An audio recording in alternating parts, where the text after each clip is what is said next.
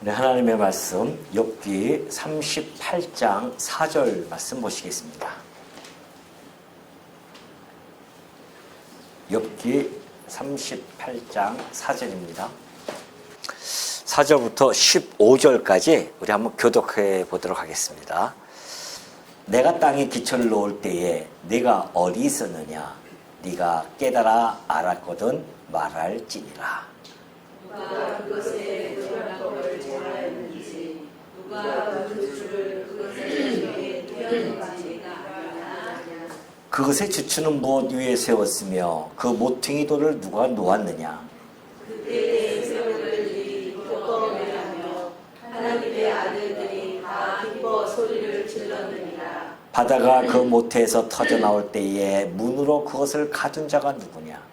그때에 내가 구름으로 그 옷을 만들고 흑암으로 그 강고를 만들고 한계를 정하여 문 빗장을 지르고 이르기를 내가 여기까지 오고 더 넘어가지 못하리니 내 높은 파도가 여기서 그치지 아니하느라.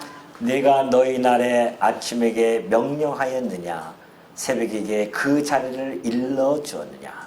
그것으로 땅끝을 붙잡고 악한 자들을 그 땅에서 떨쳐버린 일이 있었느냐. 땅이 변하여 진흙에 인친 것 같이 되었고 그들은 옷같이 나타나되 악인에게는 그 빛이 찾아내고 그들의 높이는 팔이 꺾이느니라. 아멘. 15절까지 함께 교독했습니다.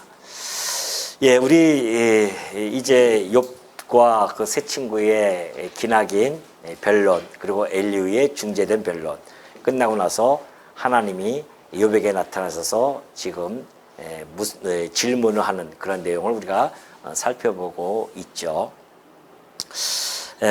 지금 하나님께서는 욥이 그렇게 궁금해하던 것, 곧 내가 왜 이런 고난을 받아야 됩니까? 라고 하는 그 고난에 대한 근본적 이유에 대한 것을 답변을 요구하고 좀 답변을 좀 해주셨으면 하는 바람이 있었을 것입니다. 그런데 하나님께서는 그 욥이 궁금해하는 그러한 질문, 거기에 직접적인 답을 주시거나 또는 어떤 단편적으로 그렇게 답을 내어주시는 그러한 내용이 전개되어지지 않습니다. 오히려 하나님 당신을 계시해 주고 계십니다. 이게 이제 욥기서를 우리가 볼 때 아주 중요한 하나의 포인트죠. 하나님께서 욥에게 계시를 해줘요. 계시를 하는데 당신의 이 역사를 섭리해 가실 때에 하나님이 모든 피조 세계를요 아주 오묘하게 그렇게 조성하셨음을 밝혀줍니다. 뿐만이 아니죠. 하나님께서 지금 행하시는 모든 일들이 이 세밀하게 섭리해 가실 뿐만이 아니라 그리고 온전히 절대 주권에 의해서 이 모든 역사를 주관해 가시는 그러한 모습을 보여주시죠. 왜 그걸 보여주시는가? 욥에게 하나님의 절대 능력, 권능을 보여주시고 뿐만이 아니라 하나님의 지혜, 하나님의 절대 주권을 보여주시죠. 그러니까 지금 욥에게 보여주시는 그 계시의 모습은 하나님의 전능하심, 하나님의 지혜, 하나님의 어떤 주권 이런 것들을 지금 계시하신 겁니다. 욥에게 네가 이렇게 해서 이런 내가 지금 네가 고난을 당한 것이야. 이 대답을 하는 것이 아니라 하나님에 대해서 계시를 해요. 당신 스스로를 나는 이런 분, 이런 자다. 전능하고 지혜로우며 주권자이시다. 이것을 계시해 줍니다. 이걸 왜 계시해 주는가? 계시하는 목적이 분명히 있습니다. 욥으로 하여금 교훈을 얻고자 합니다. 그러니까 하나님이 계시를 욥에게 하시는 것은 욥으로 하여금 깨달아 알아서 경외케 하라는 것이죠. 이것이 하나의 교훈입니다. 자, 만약에 이 계시가 없이 기독교에서 교훈을 강조하게 되어지면은 세상적인 윤리나 도덕으로 빠질 경향이 있습니다. 그러나 성경은 반드시 계시 속에서 교훈을 해주십니다. 그러니까 이 교훈을 하나님의 계시를 통해서 받는 교훈은 하나님을 경외하라는 것이죠. 하나님 경외 또 그 경외라고 하는 것이 곧 하나님 앞에서 거룩한 우리의 삶을 이야기합니다. 거룩한 삶이죠. 그러니까 세상적인 윤리 도덕 접근이 아니라 이 하나님을 깨달아 알게 되어지면, 이런 하나님을 알게 되어지면은 우리는 이러한 교훈을 받습니다. 어떤 교훈이요? 하나님을 경외하게 되어지고 거룩한 삶으로 살아가게 되어지는 이런 교훈을 받는 것이죠. 그러니까 지금 하나님께서 욥에게 이것을 계시해 주고 계시는 거죠. 욥으로 하여금 깨달아 알아서 하나님을 경외하고 하나님 앞에서 거룩한 삶을 살아가게 하시려는 그 목적을 분명히 가지고 있습니다. 이것이 성경에 우리에게 보는, 우리가 성경을 봐야 하는 관점들이죠. 그래서 항상 계시적인 관점과 교훈적인 관점을 이렇게 균형 있게 봐가지고서는 나가야 된다. 그래서 욥기서도 마찬가지입니다. 욥기서도 이러한 계시와 이러한 교훈이 함께 이 욥기서에 녹아져 있기 때문에 우리는 이것을 통해서 진짜 하나님은 대단하신 분이십니다. 왜? 우리 인간의 모습이 너무나 초라하게 보여지거든요. 하나님이 저런 모습을 보여줌으로 말미암아 우리 인간이 비교도 안 되죠. 우리는 얼마나 무능력하며 우리는 얼마나 어리석고 우리의 지혜가 있다고 하지만은 그 한계성을 분명하게 드러내 줄 뿐만이 아니라 우리 인간들의 얼마나 초라한 그런 모습인지를 깨닫게 하시려는 그 목적이 분명히 있습니다.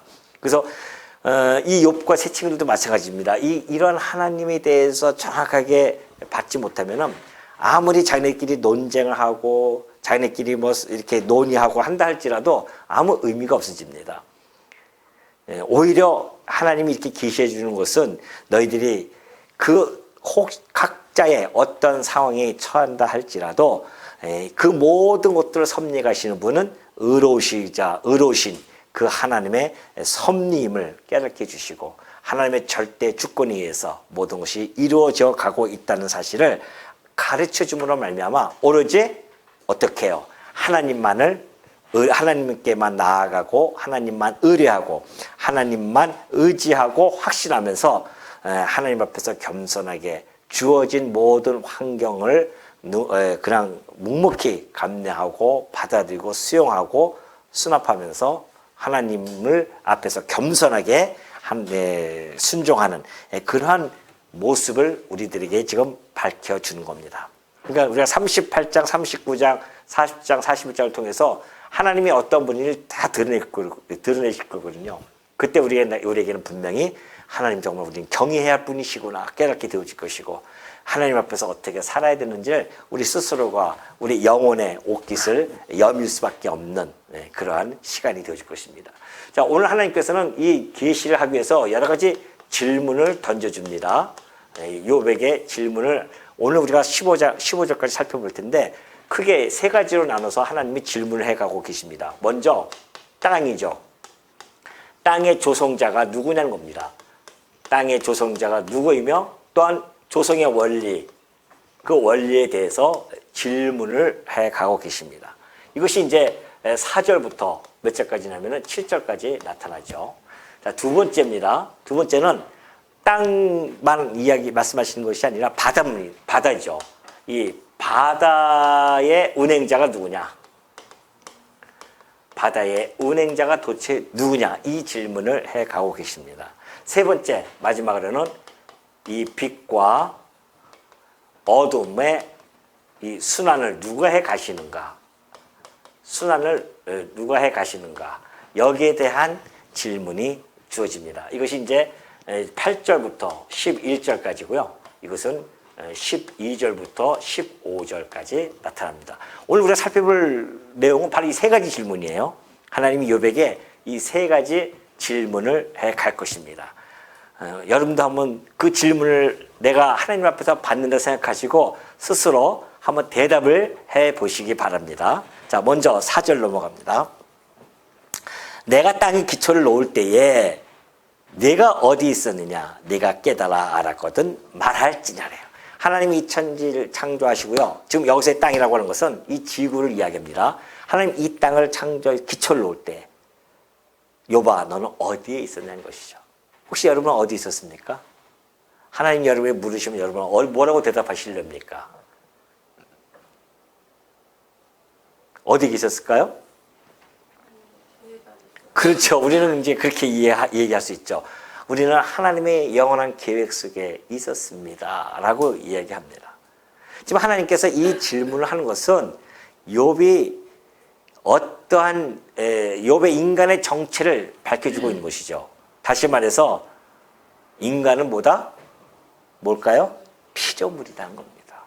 하나님은 창조주이시고 하나님은 창조주, 우리 인간들은 피조물이다. 이것을 욥에게 지금 주지시키고 있는 중입니다. 사실 욥은 모르죠. 하나님이 이 땅을 창조하실 때에 첫째 날 지으시고 이 땅을 만드실 때에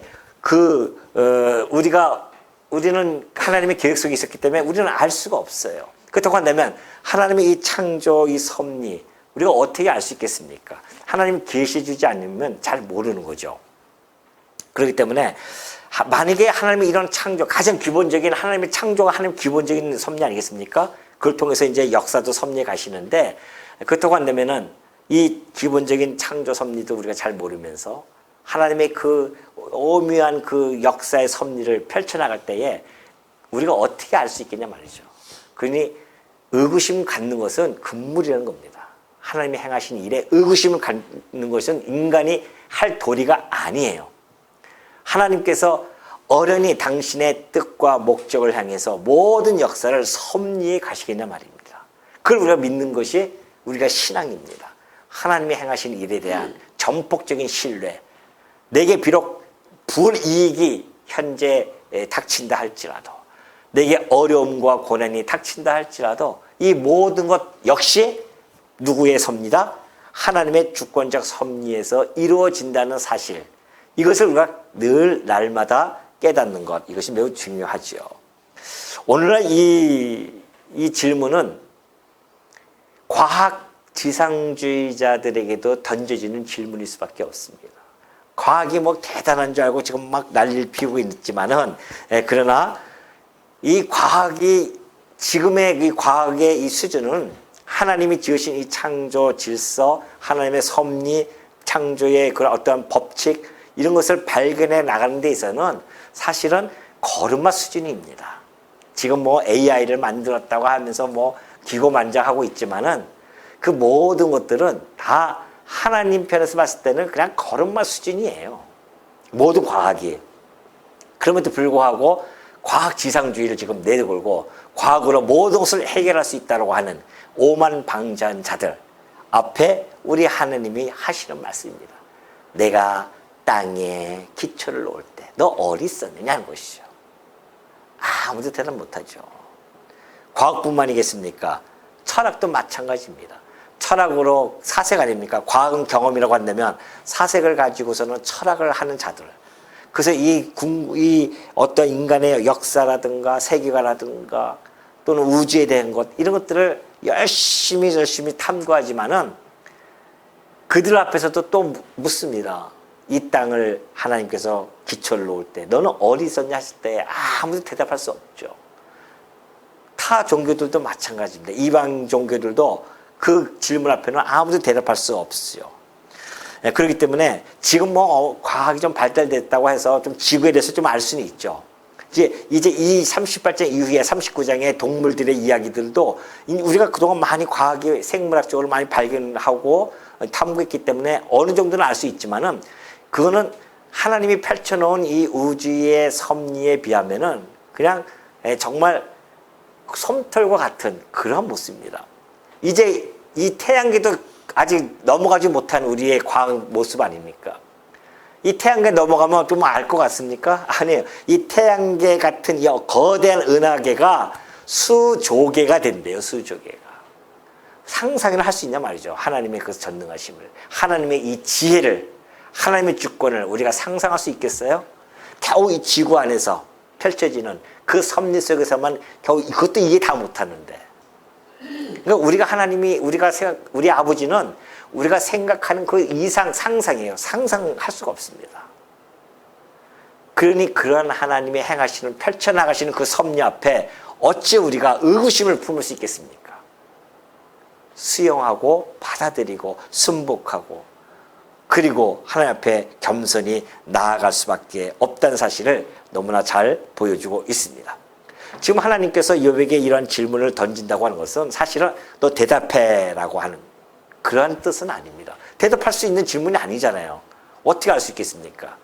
근데도 불구하고 하나님께서 지금 그 질문을 주신 것은 인간이 아주 자기 지성을 자랑하지 않습니까?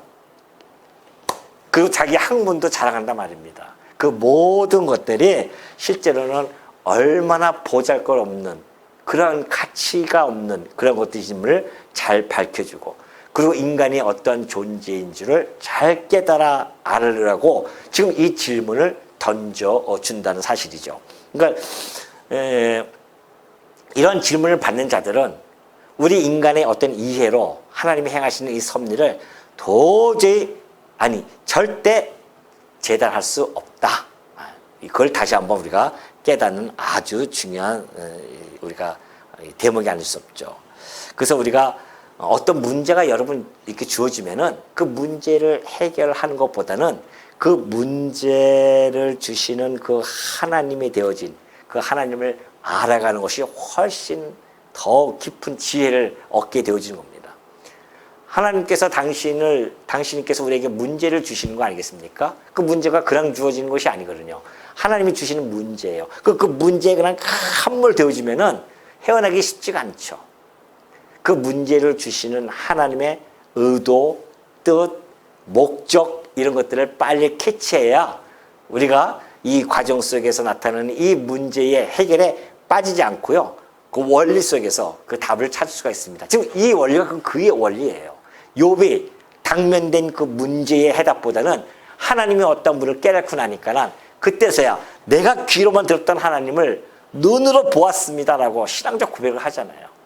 내가 무지한 말로 정말 무엇을 이야기하는지도 모르고 내가 그동안 변론을 해왔습니다. 그때는 아주 자신 있게 얘기했잖아요. 새 친구 앞에서는 자신 있게 변론을 했는데 하나님이 이 계시를 해놓고 나서 보여주고 나니까 자기 존재를 깨닫게 되어집니다. 나는 아무것도 모르고 이야기했었군요 라고. 그러니 이 모든 만물의 근원을 캐는 것도 중요하지만은 그러나 그 만물을 섭리해 가시는 그 하나님 앞에서 겸손한 태도로 우리가 살아가는 것, 이것이 더욱 중요함을 욥기서를 통하여 우리가 깨달을 수 있는 겁니다. 자, 5절에 보면 그러잖아요. 누가 그것의 도랑법을 정하였는지, 누가 그 줄을 그것의 위에 띄었는지 네가 아느냐? 그것의 주추는 무엇 위에 놓였으며 그 모퉁이돌을 누가 놓았느냐 그래요. 자, 이 지구를 만들 때, 땅을 만들 때 하나님께서 지구의 질량, 지구의 어떤 구조, 지구의 어떤 크기, 이 모든 것들, 또 그것들을 만들면서 그 어떤 기준점을 두고 줄들을 만들고 이런 것들을 여러분 우리가 땅을 연구하시는 이 지구를 연구하는 그러한 과학자를 보면은 사실 깜짝깜짝 놀라죠. 정말 하나님께서 얼마나 세밀하게 과학적으로 만드는지 모릅니다. 비단 예를 하나 든다고 하면은 이런 거죠. 우리가 땅이 이제 지구가 있지 않습니까? 땅에 뭐 적도라든가 뭐 위도라든가 경도라든가 이런 것이 얼마나 많아요. 딱 이거 물론 인간이 이것을 갖다가 발견해가지고 이렇게 정했지만은 그러나 이미 하나님께서는 이 땅을 만들 때에 이렇게 정확하게 이 측량줄을 다 정해놓고 이 땅을 만들었다는 거 아니겠습니까? 근데 더 놀라운 것은 이 땅이 그대로 이게 이 북반구가 이렇게 정면으로 이렇게 있는 것이 아니라 기울기가 있어요, 기울기. 그래서 이 기울기가 지금 약 23.5도 이렇게 지금 바라보고 있지 않습니까? 뭐 지금 조금씩 변한다고 하는데 이 기울기가 여기가 이제 북반구니까 그래서 이 기울기에 의해서 지구가 돌아가고 있습니다. 그러니까 과학자들이 뭐라고 이야기하냐면 이런 현상을 가지고 지금 돌고 있잖아요, 계속 자전하고 있단 말입니다. 자전하면서 지금 계속해서 이 태양을 주위를 돌면서 공전도 하고 있잖아요. 이게 지금 계속 돌고 있어요. 23.5도로 딱 기울어져가지고 지구가.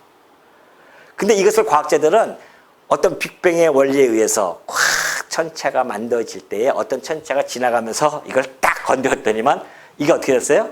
이게 딱 23.5도로 구부러졌다는 거 아니겠습니까?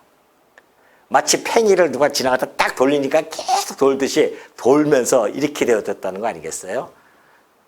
물론 과정적으로 그렇게 되어질 수도 있죠. 하나님께서 말씀으로 딱 그렇게 하는 거니까. 그러나 근본적으로 하나님께서는 아주 세밀하게 이 모든 것들을 다 이렇게 해놨다는 거 아닙니까? 이것이 이 23.5도 이 자전축이 이렇게 기울어져야만이 어떤 현상들이 나타나냐면요, 계절의 변화를 주어줄 수가 있다는 겁니다. 사계절 변화가 주어질 수 있다는 거 아니겠어요? 낮과 밤의 길이도 변화도 이 23.5도에 의해서 주어졌다는 거예요. 그뿐만 아닙니다. 이 계절이 변화해야지만이 다양한 생태계가 형성되어지잖아요. 겨울에 사는 동물, 여름에 사는 동물도 뭐 다 다르지 않습니까?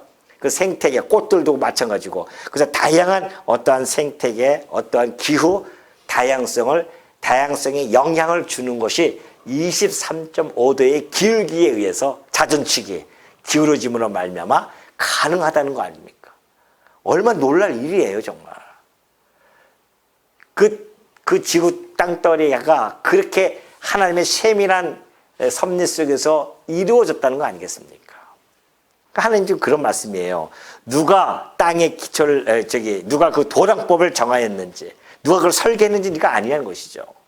누가 그 줄을 그것을 위에 띄웠는지 네가 아니냐. 또 그것의 주추는 무엇 위에 세워졌는지 네가 아느냐 그래요.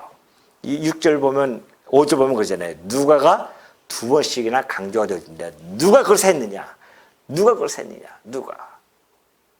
그러니까 이 우주 만물, 이 창조 섭리를 보면은 하나님이 발견되어지면요, 우리가 인간의 중심으로 살아가는 것이 아니라 하나님 중심으로 살아가야 됨을 알 수가 있습니다. 자연의 섭리를 보면은. 왜? 하나님이 행하시는 일이 다 보이니까. 하나님의 신성이 그 안에 나타나니까. 근데 인간이 타락해서 그걸 알 수가 없게 되어졌어요. 여기서도 누가 했는지 아느냐? 하나님이 하셨습니다. 그러면 하나님 중심으로 살아가야 되는데 인간들이 타락했기 때문에 그걸 알 수가 없죠. 그래서 하나님께서 특별히 하나님의 아들을 이 땅에 보내주셔가지고서는 그걸 깨닫고 자기 중심이 아니라 하나님 중심으로 살아가게 해주신 겁니다. 이 지구를 보면서, 이 하나님의 이 창조 섭리를 보면서 하나님 중심으로 살아갈 우리 인간들, 그러나 타락해서 그걸 알 수 없으니까 하나님이 특별히 예수 그리스도를, 하나님의 아들을 보내셔서 하나님 중심으로 우리로 하여금 살아가게 해주시려고 하나님 아들 보내신 거 아니겠습니까? 우리가 갈라디아서 2장 20절 보면 잘 나타냈어요. 바울이 이렇게 고백을 하죠. 내가 그리스도와 함께 십자가에 못 박혔나니 그런즉 이제는 내가 사는 것이 아니라는 겁니다. 예수님이 오셔서 그리스도와 십자가에 못 박히시죠.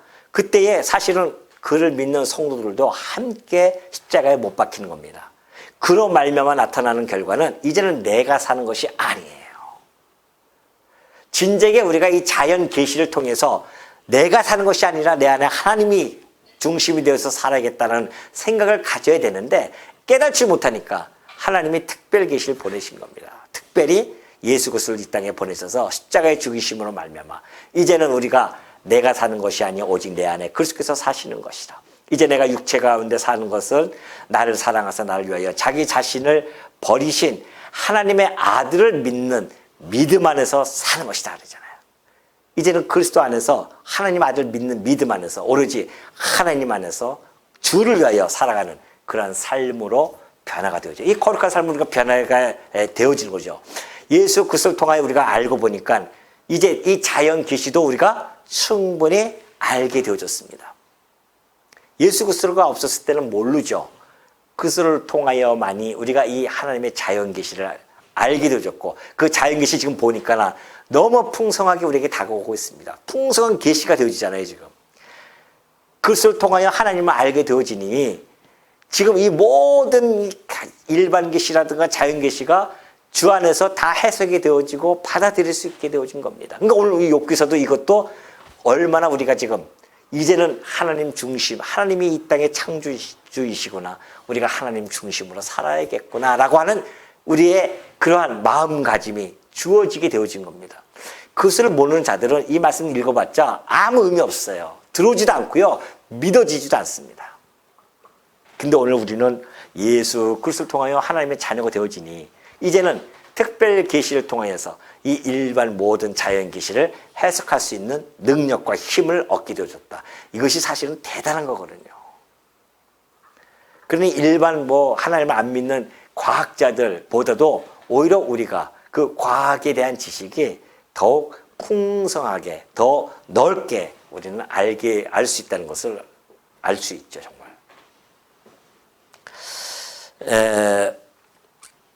6절 보면 또 그러잖아요. 6절 보면 그것의 주추는 무엇 위에 세웠으며 그 모퉁이 돌을 누가 놓았느냐는 것이죠. 그죠? 이거 기초가 뭐냐 도대체. 공중에 이렇게 떠 있는데 무슨 주추를 어떻게 알 수 있겠습니까? 공중에 떠 있는데 이 땅이. 그 주추는 뭐겠어요? 하나님의 말씀 아니겠습니까? 그 위에 하나님의 말씀 속에서 다 세워지는 것들이기 때문에 그러니 인간들이 그걸 어떻게 알 수 있겠습니까?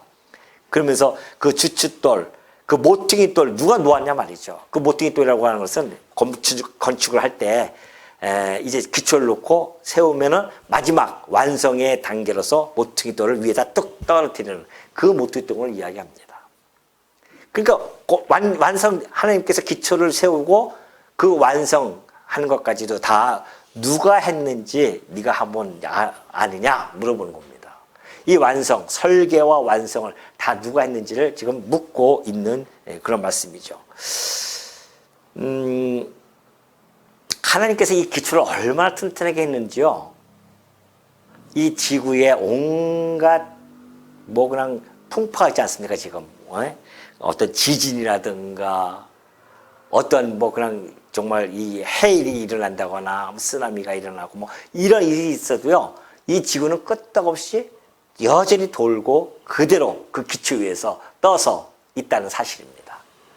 하나님께서 만드신 그것이 얼마나 그렇게 견고하게 만드셨는지 어떠한 것에도 흔들리지 않는 그런 모습을 보여줍니다. 그 기초를 하나님의 말씀의 기초 그리고 그 위에 하나님이 완성시키는 그 물건이 이 사물이 그만큼 견고하게 세워진다는 거. 하나님의 완벽한 하나님의 설계 속에서 이루어졌다는 거 아니겠습니까? 사실 우리 이걸 보면서요. 이 말씀을 보면서 하나님께서 시편의 기자는 주께서 이 모퉁이 돌을 두셨나이다 라고 하는 그런 노래를 통하여서 교회의 모습을 우리들에게 전파시키고 있죠. 그러니까 우리가 보면은 에베소서 2장 20절에 보면 이렇게 되어 있어요. 교회의 모습입니다. 그러니까 너희는 사도들과 선지자들의 터 위에 세우심을 입은 자라. 너희가 누굽니까? 교회죠.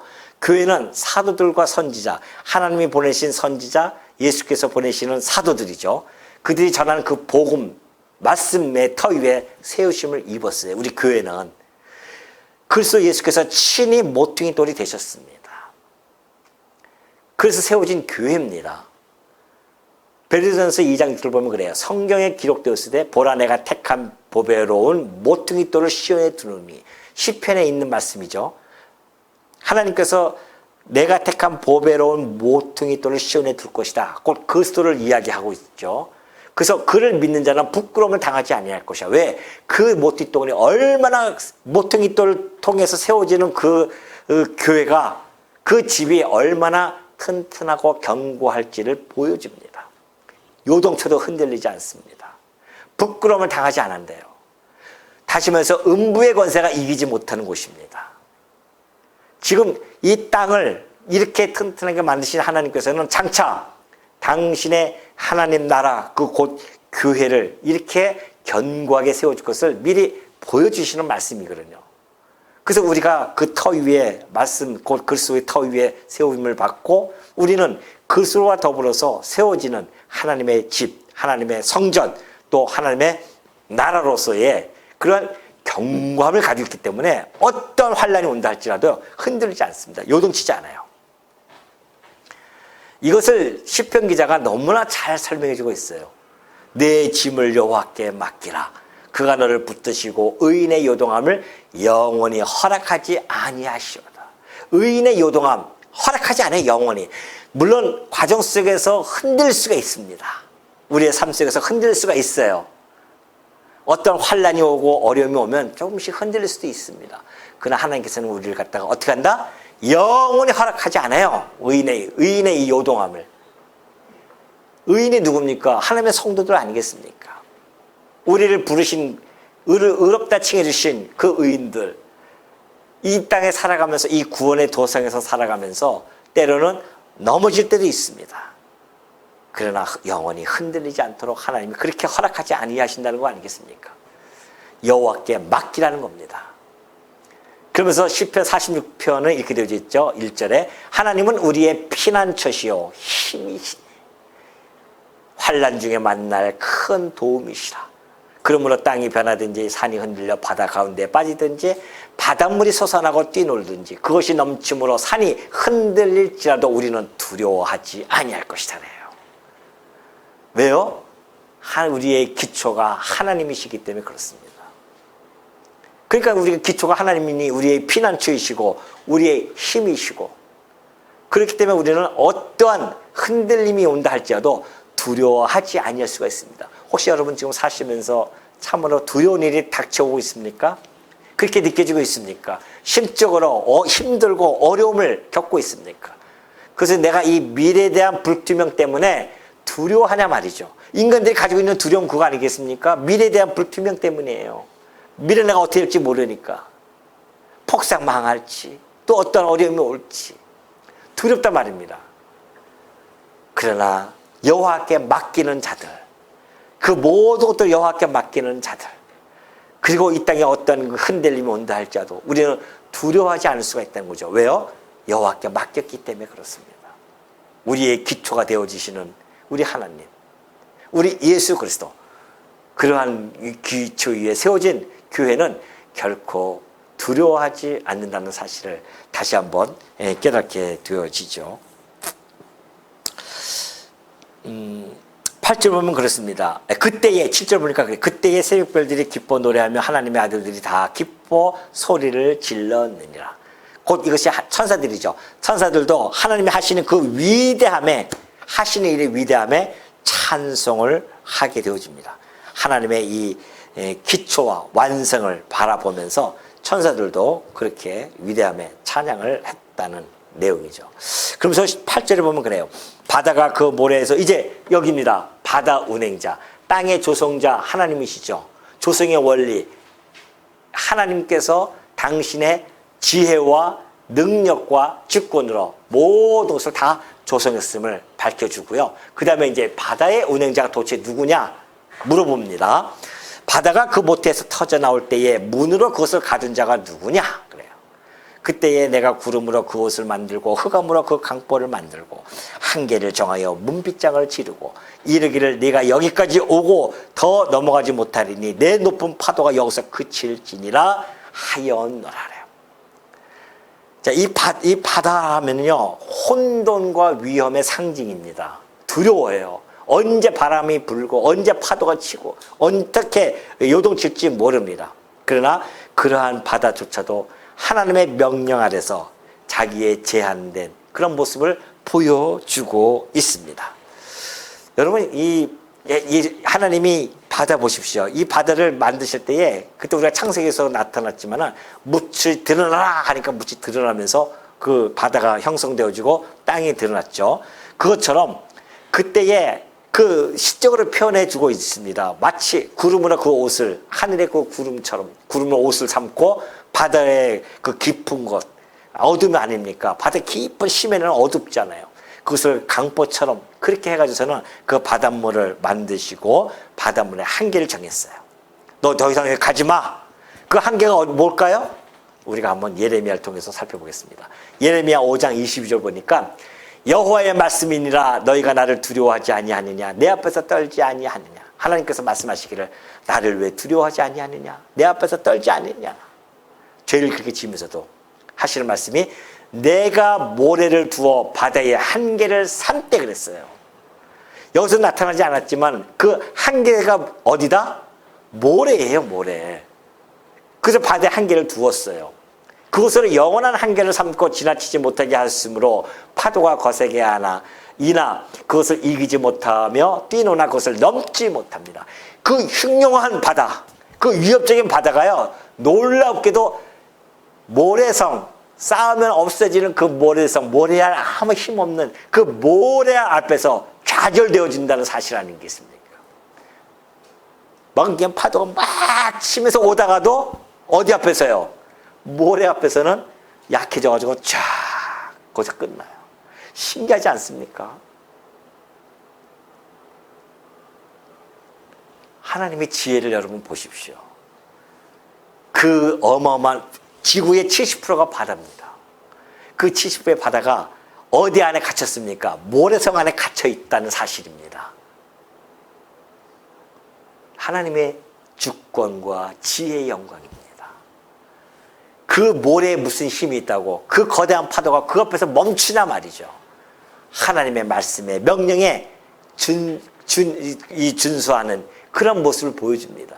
아니 자연조차도 하나님의 그 말씀 앞에 꼼짝 못하고 그렇게 순종하는데 이 인간이 뭐라고 그렇게 하나님 앞에서 그 하나님을 갖다가 대적하고 하나님처럼 되고자 불순종하는 그런 모습들.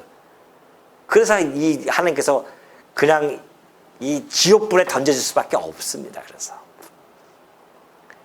그냥 우리가 그런 자연을 통해서 배우는 겁니다. 교훈이에요. 그것도 일반 계시를 통해서 받는 교훈입니다. 자연도 저리 순종할지언데 항차 만물의 영장이라고 하는 우리들이 생각할 줄 알고 지혜가 있다고 하는 하나님의 형상으로 만든 자들이 하나님께 순종하지 않는다는 것처럼 이것처럼 큰 죄악이 어디냐 말이죠. 가장 큰 죄악입니다. 하나님께 불순종하는 것이 가장 큰 죄악이에요. 그래서 지옥불에 던져질 만큼의 그러한 죄악이란 말입니다. 그러니 모든 걸 우리가 자연의 순리를 보면서 끊임없이 우리는 하나님께 순종하는 자연의 순종을 통해서 우리가 순종해야 함을 깨닫는 그런 모습을 우리에게 계속해서 보여주고 있습니다. 그것이 바로 하나님 앞에서의 겸손함입니다. 자연도 그렇게 하나님 앞에 겸손한데 자연을 우리가 바다를 이길 수 있냐 말이죠. 바다에 나가서 꼼짝 못하고 맨날 거기다가 절하고 하는데 그러니 여러분 이 하나님의 이 바다의 운행자가 아니겠냐 말이죠. 내가 이 운행자다. 이것을 밝혀주고 있습니다. 마지막으로 12절 보면은 내가 너희 날에 아침에게 명령하였느냐 새벽에게 그 자리를 일러주었느냐 그것으로 땅끝을 붙잡고 악한 자들을 그 땅에서 떨쳐버린 일이 있었느냐 땅이 변하여 진흙에 인친 것 같이 되었고 그들은 옷같이 나타나되 악인에게는 그 빛이 차단되고 그들의 높이 든 발이 꺾이느니라. 이것은 빛과 어둠의 순환에 대해서 이야기해주고 있는데요. 하나님 창조 이 사역과의 섭리에 따라서 정확하게 변함없이 아침이 뜨고 새벽이 뜨고요. 새벽이 뜨고 아침이 오고 또 저녁이 오고 밤 어둠이 오고 이걸 지금 이야기해주고 있습니다. 그런데 여봐 네가 명령해서 아침아 오지 마라. 이 공정과 자전을 멈춰가지고 아침 오지마 한다고 안 오겠습니까? 인간은 그렇게 할 수 없어요. 이미 하나님이 자연의 법칙으로 그렇게 만드셨기 때문에 하나님이 정확하게 아침에 시간이 오면 그 시간에 다 아침 오잖아요. 욥이 그 명령에서 그 아침이 왔냐 말이죠. 새벽에 그 자리를 일러줬냐? 새벽 너는 어느 자리에 있어야 돼? 일러줄 수 있어요 우리가? 하나님이 그걸 다 정해놓고 새벽에 길을 해놓고 아침에 머무는 자리를 해놓고 어둠이 자는 일을 해놓고 이 모든 것들을 다 하나님께서 행하셨음을 보여주죠. 그러면서 그것으로 땅끝을 붙잡고 악한 자들을 그 땅에서 떨쳐버린 일이 있느냐 말이죠. 악한 자들이 주로 언제 활동합니까? 밤이에요. 어둠 속에서 도둑질하고 밤에 하려고 하고 그러자 낮에 화난데 누가 올 수 있겠습니까? 그 밤에 열심히 도모가 하는데 하나님께서 아침을 쫙 오게 함으로 말미암아 그들의 일을 멈추게 하는 그 일 너 할 수 있느냐? 그런 얘기예요 지금. 그러면서 14절도 그래요. 땅이 변하여 진흙에 인친 것 같이 되었고 그들은 옷같이 나타나되 이때 당시에는 이 토판이 있습니다. 토판에다가 글 쓰놓고서는 계약할 때에 거기다 도장을 찍잖아요. 그 이미 딱 베깁니다. 딱 정확하게 드러나죠. 그것처럼 지금 이 땅이 아침에 확 오면은 땅이 붉게 물들잖아요. 붉게 물들면서 하나씩 아주 선명하게 드러나요. 토판에다가 딱 도장 찍어 놓으면은 아주 선명하게 드러나듯이 그렇게 땅이 대지가 하나님의 아침을 다 햇빛을 비치니까 다 드러나지 않습니까? 어둠에서 안 보였던 것들 땅들이 선명하게 다 드러납니다. 뿐만이 아니죠. 형형색색 마치 옷처럼 옷들이 형형색색 아닙니까? 그 옷처럼 그 이야기예요. 그들은 옷같이 나타난다. 마치 형형색색처럼 온 만물이 다 드러나지 않습니까? 아침 새벽에 보십시오. 태양이 쫙 떠오르면서 온갖 것들이 붉은 그 태양 속에서 하나하나 다 드러나고요. 형형색색 다 드러나는 그 모습, 그것이 얼마나 하나님의 그 자연을 통해서 그 장관의 모습을 지금 보여주고 있는 거죠. 시부들도 마찬가지예요. 악인에게는 그 빛이 차단되고 그들의 높이는 발이 꺾이니라. 이 얘기는 무슨 얘기냐면 악인들이요, 악인들의 빛은 언제예요? 어둠이에요. 왜? 그때 활동하니까. 근데 그것이 꺾이고 참 빛이 태양이 뜨는으로 말미암아 그들이 그 악인들이 행하는 모든 일들을 다 하나님이 꺾으신다. 이걸 좀 이야기해주고 있는 것이죠. 그러니 지금 이 세 가지를 좀 이야기해주고 있죠. 빛과 어둠의 순환, 땅의 조성자, 이거 다 이 얘기에서 질문을 던지니 욥이 대답할 수 있겠습니까? 이 모든 것들에 대해서 할 수가 없죠.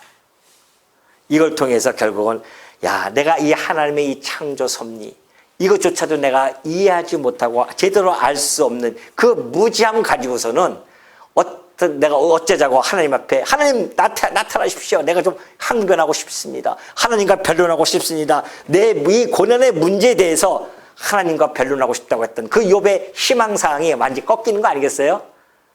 이런 뭐 하나님 앞에 내가 감히 그걸 내가 항변하려고 했으니 얼마나 어리석은가, 이걸 깨닫게 되어지는 겁니다. 그러니까 쫙 이것뿐만이 아니죠. 이제 쫙 펼쳐나가면 욥이 나중에 그러잖아요. 내가 귀로만 들었던 하나님을 눈으로 보게 되어집니다. 내가 무지한 말로 생각을 어둡게 했나이다. 회개하나이다. 회개하게 되잖아요. 회개하고 하나님 앞에 다시 나아가는 그런 모습을 보여주는 거죠. 여러분, 우리가 이 욥기서를 통해서 하나님이 왜 이렇게 당신의 능력, 이거 하나님 스스로 뭐 자랑하기 위해서 하겠어요? 우리 인간의 모습을 똑바로 보라는 겁니다. 우리는 그 누구도 어떠한 상황에서도 하나님을 원망하거나 하나님에 대해서 의구심을 가져야 할 존재들이 아닙니다. 오로지 하나님 앞에서 무릎 꿇고 겸손하게 하나님이 행하시는 그 일 속에서 하나님의 의도가 무엇인지를 기도 속에서 깨닫고자 애쓰고 하나님 말씀 속에서 우리가 든든하게 견고하게 새나가면서 하나님이 행하시는 그 일들 속에 하나님을 경외함을 우리가 표출하고 거룩한 삶으로 한 걸음 한 걸음 나아가는 것, 이것이 오늘 욥기서를 읽는 우리들의 마음 자세라는 것, 마음속에 간직하시고요. 욥기서를 통하여 우리의 삶이 더 풍요롭게 하나님 앞에 나아가는 그런 시간이 되어지기를 당부드립니다.